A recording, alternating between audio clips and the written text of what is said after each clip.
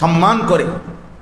আর Sheikh Abdul Fattah Abu হুদ্দা রহমতুল্লাহ আলাইহি ওনার লিখিত কিতাব, উনি বলছেন দীর্ঘ প্রায় 22 বছরের সাধনা করে এই কিতাব লিখছেন, একটা একটা লাইন জমা করছেন। দীর্ঘ 22 বছর, 20 বছর তেলা পড়ে 20 বছরে যত কিতাবাদি মোতালা করছেন হযরত, সারা পৃথিবী বিখ্যাত আলেম ছিলেন তিনি। ও যখন যেখানে যেই ছোট্ট কথাটা খুঁজে পাইছেন ওইটা সংকলন করছেন, সংগ্রহ করছেন, লিখছেন।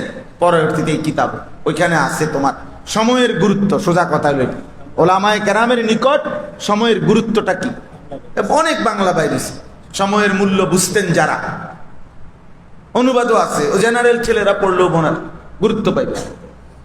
একটা একটা সেকেন্ড আমাদের বাংলাদেশের শ্রেষ্ঠতম বুজুর্গ আমাদের আদিব সাহেব হুজুর, একই সাথে বাংলাদেশে যিনি বাংলা এবং আরবি দুই ভাষায় সমান সাহিত্যিক, আল্লামা আবু তাহের মিসবাহ, নীরবে নিভৃতে এই সাধক যে কোনোদিন পৃথিবীতে প্রচার জন্য অপেক্ষা করে না, ক্যামেরার সামনে যে আসতেই চায় না, যে মনে হয় যেন প্রদীপের ওই পাশে, আলোর ওই পাশে থাকে,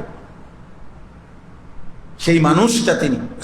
উনি বলছেন আমরা যদি, ওনার একটা বিখ্যাত লেখা আছে, সময়ের ভগ্নাংশগুলির হেফাজত করি, মানে ভাঙ্গা সময়, এই এখন প্লেট দিছে খানা দিতে আর 2 মিনিট বাকি, এই সময় কিছু একটা লেখো, কিছু একটা ফিকির করো, বাথরুমের লাইন ফিকির করো।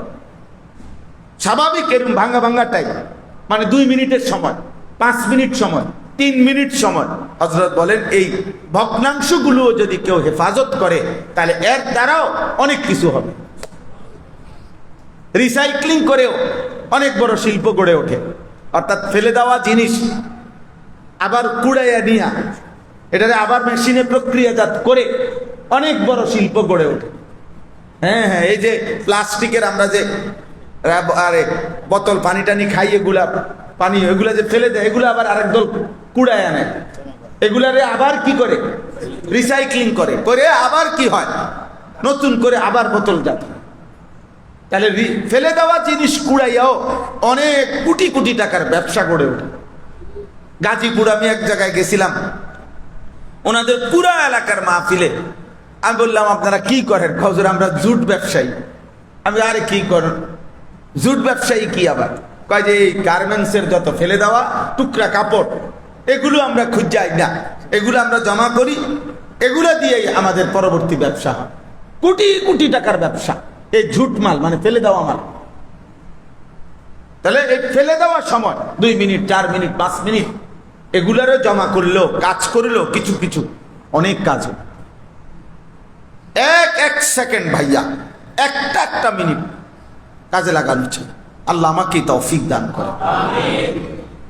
মুমিনের আমাদের কিছুদিন আগে একজন বড় বুজুর্গ ইন্তেকাল করেছেন, হযরত মাওলানা জুলফিকার আহমদ নকশবন্দি রহমতুল্লাহ আলাইহি। পৃথিবী বিখ্যাত বুজুর্গ ছিলেন, যিনি একই সাথে জেনারেল শিক্ষায় অনেক বড় মাপের ইলেকট্রিক্যাল ইঞ্জিনিয়ার ছিলেন, আবার মাদ্রাসার লাইনে বড় আলেম হয়েছেন, শায়েখ ছিলেন, সারা বিশ্বব্যাপী উনার ভক্ত মুরিদ খোলাফা ওলামা ছিল।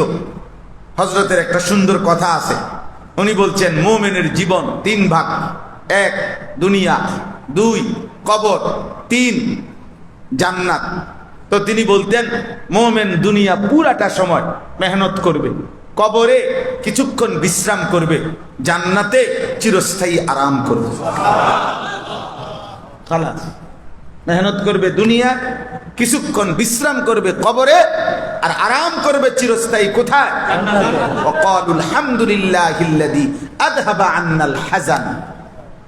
আল্লাহ কোরআনে বলেন বান্দা যখন জান্নাতে ঢুকবে তো ঢুইকা জান্নাতে ঢুকে সেরা এইবার বলবে আল্লাহ ক্লিয়ার সব, আল্লাহ আপনার প্রশংসা, এবার জিন্দেগীর সমস্ত পেরেশানি শেষ হয়ে যাবে, আর কোনো কি নাই, খালাস করলো, খালাস,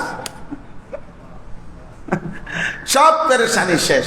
বহুত পেরেশানি ছিলাম, 60 বছর দুনিয়া কি জানি হয়, কি জানি হয়, কবরে কি জানি হয়, হাসরের ময়দানে কি জানি হয়, মিজানের পাল্লায় ওজনের কি জানি হয়, ফুলসেরাত পার হইতে গিয়ে কি জানি হয়, পারি না পারি, সব পার করে মাওলা আজ তোমার জান্নাতে ঢুক